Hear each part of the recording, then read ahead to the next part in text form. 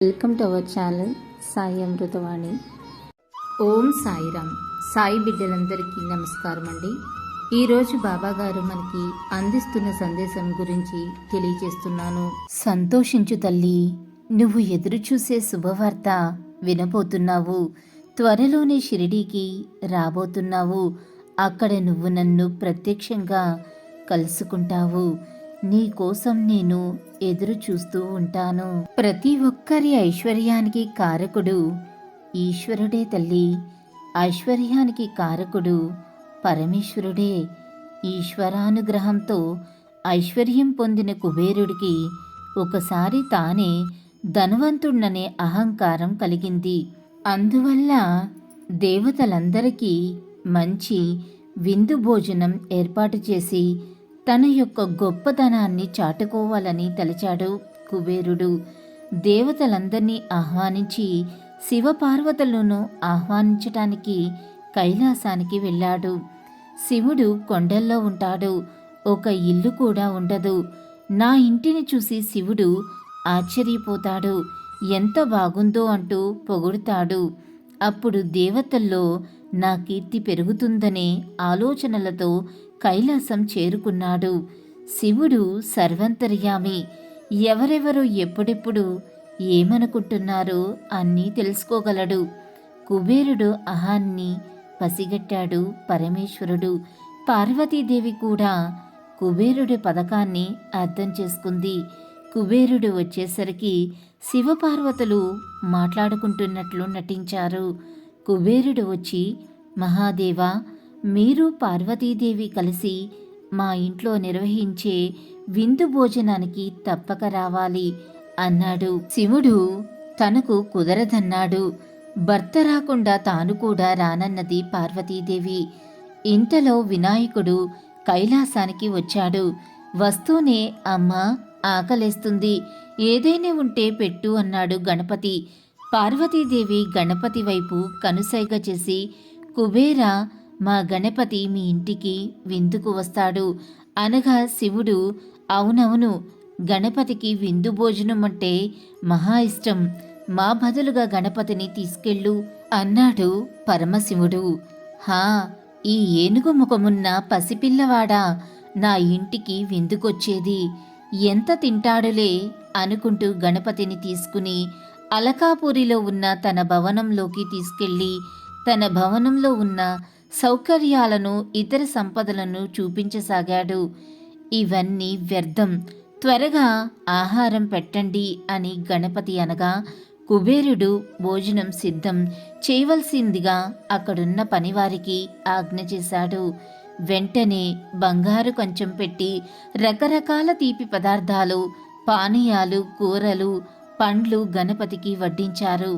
కుబేరుడు చూస్తుండగానే ఒక్క పెట్టున గణపతి కంచంలో ఉన్న ఆహారాన్ని, అక్కడ పాత్రలో పెట్టిన ఆహారాన్ని తినేసి, ఇంకా తీసుకురండి అంటూ ఆజ్ఞ చేశాడు.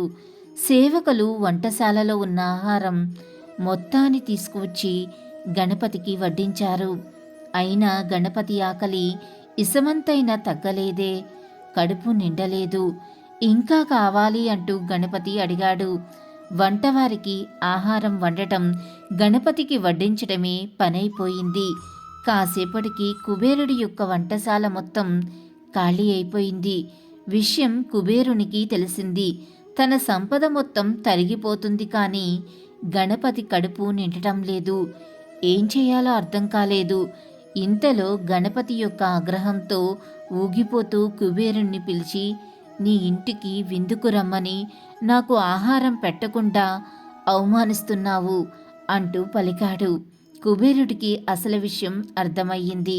తనకున్న సంపద ఆ పరమాత్ముడిని ఏమాత్రం సంతృప్తి పరచలేదని, అన్నీ ఇచ్చిన భగవంతుడి దగ్గరే దర్పాన్ని చూపాలనుకోవటం మూర్ఖత్వమని, తన అహంకారం అణచడానికే దైవం ఈ విధంగా చేశాడని గ్రహించి పరుగు పరుగున కైలాసానికి వెళ్ళాడు కుబేరుడు.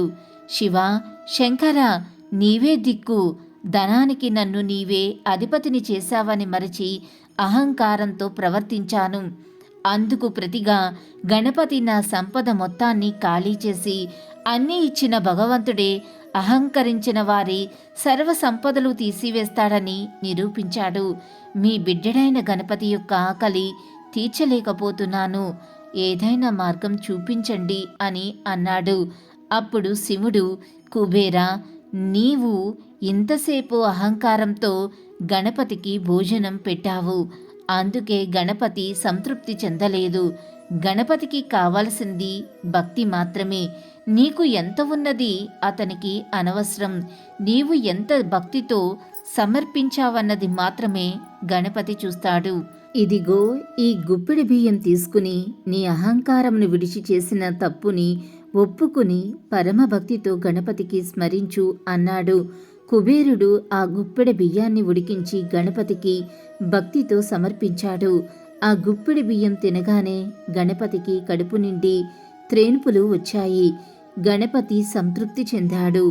మనం దేవుడికి ఎంత సమర్పించామన్నది కాదు, ఎంత భక్తితో పెట్టామన్నదే ముఖ్యం. కుబేరుడి యొక్క అహంకారాన్ని అణిచివేసిన గణపతి మనలోని అహంకారాన్ని కూడా పటాపంచలు చెయ్యుగాక. అందుకే భగవంతుణ్ణి ఎప్పుడూ నిందించరాదు. నేను నీకు ఇది చేశాను, అది చేస్తున్నాను, నువ్వు నాకు ఏమీ చెయ్యలేదు అని అడగకూడదు. నిజానికి భగవంతుడికి మీరు ఏది ఇవ్వలేరు. ఎందుకంటే మీరు అనుభవిస్తున్న ఈ సంపద సుఖాలు అన్నీ కూడా అంతా నిజానికి భగవంతుడు ఇచ్చినదే.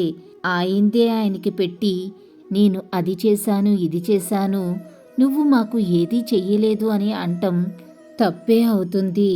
అంతా నేనే చేశాను, నేనే పెట్టాను నీకు అని అనటం మానేసి అంతా నీవే ఇస్తున్నావు, అంతా నీవే చేస్తున్నావు భగవంతుడా అని అనటం అలవాటు చేసుకోండి. వీలైతే భగవంతుడా మా యొక్క రాతలు ఇంకా మంచిగా మార్చు తండ్రి అని ప్రాధాయపడాలి. అంతేగాని ఏదో నీకు కొబ్బరికాయ కొట్టం, పూజలు చేస్తున్నాం, అది చేస్తున్నాం, ఇది చేస్తున్నాం, నువ్వు మాకు ఏదీ చేయటం లేదు అని మనం ఏ రోజు కూడా నిందించకూడదు.